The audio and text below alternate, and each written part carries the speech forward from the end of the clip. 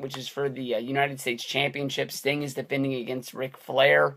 And before this match happens, the guys are in the ring and they're sort of doing the referee, sort of pat down, and all that, and Lex Luger comes walking out. Everybody knows the story about Luger. His contract had expired. He was working for WWF at the time. It seemed like that Vince McMahon had sort of run out of ideas to do with Lex. He got the big push where he went up against Yokozuna at SummerSlam. Then he won the Rumble with Bret Hart, which led to him going up to WrestleMania 10, involved in the three-man tournament for the title, where he didn't win, even though it was heavily rumored that he was going to win the championship and be the guy there. Everybody thought he was going to be the next Hulk Hogan, and then you go from there, and Lex Luger turns into a tag team, the Allied Powers, him and the British Bulldog, who don't really have any matches that you really remember. They just had some matches that were out there. Ric Flair and Sting don't even really notice that Luger walks out there and looks around. Bischoff selling the fact that he doesn't work there, get him out of there, trying to make big reference that a WWF guy is on WCW TV. This is much before the Outsiders, but I think Bischoff saw the idea that basically thinking if they showed up on our show, it would be huge. It just probably didn't work out that way because they didn't really leave it to mystery, because Luger comes back later on in the show. During this match, I believe this is the match, Sting and Flair were wrestling, and as they wrestle around, I think Arn Anderson, who Ric Flair was feuding with at the time, I think he runs down and everybody gets involved in a fight. The DQs, the match is thrown out. Nothing really spectacular about this match.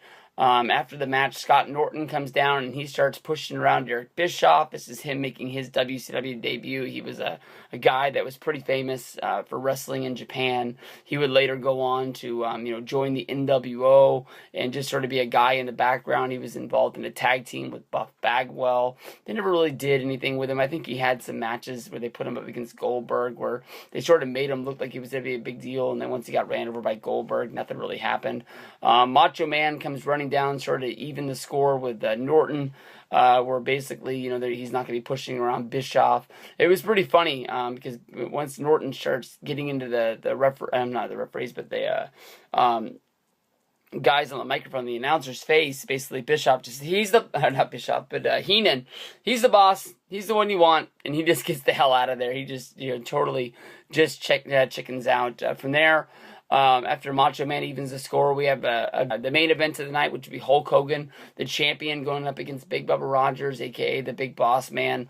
Normal, typical match. Hogan gets pushed around a little bit. Hogan hulks up.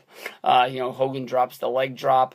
Hogan gets the win, and, after this, Lex Luger runs down again. They get separated by Macho Man and Sting. All the baby faces of the company are in the ring, and Luger drops the promo. Oh, the Dungeon of Doom run out, and they have to fight off the Dungeon of Doom. Luger and Hogan go back to back, and then they look at each other like they were going to fight, and then they sort of pull back. And Luger, has a really good promo. Maybe the delivery wasn't good, but once you step back and you think about what he says, it does sort of make this look like a dream match in some sort of a situation. Basically, Hogan was the WWF guy, while Luger was the WCW guy.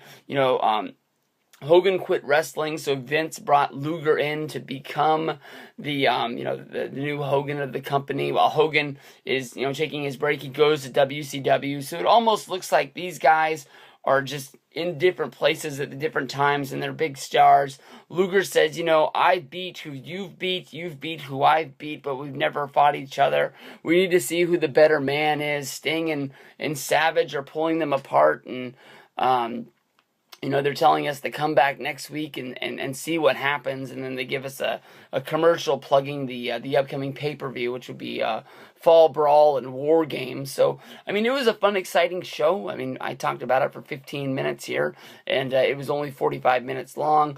One thing that, would be fun to do, since, they've uploaded so many of these Nitros, and they're all in a row on the network, would be just to keep going. Watch episode 2, episode 3. That's going to hype the pay-per-view. Of course, all the WCW pay-per-views are there. So you watch the pay-per-view and you go Nitro. Lots of jokes were made on Monday Night Raw talking about, how just basically Nitro was better than what was on television that night, and some people were tweeting that they were going to leave and go check it out. But definitely, Nitro was a fun show. I don't think it really reaches its peak until the NWO comes around. There will be definitely a day that drops off around 1998 to 1999.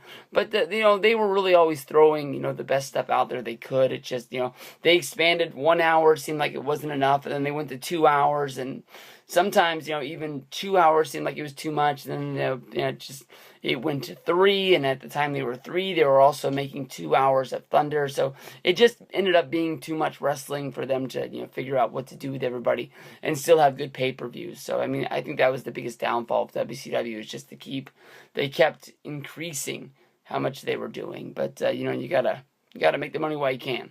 Peace out, everybody. Maybe episode 2 coming soon.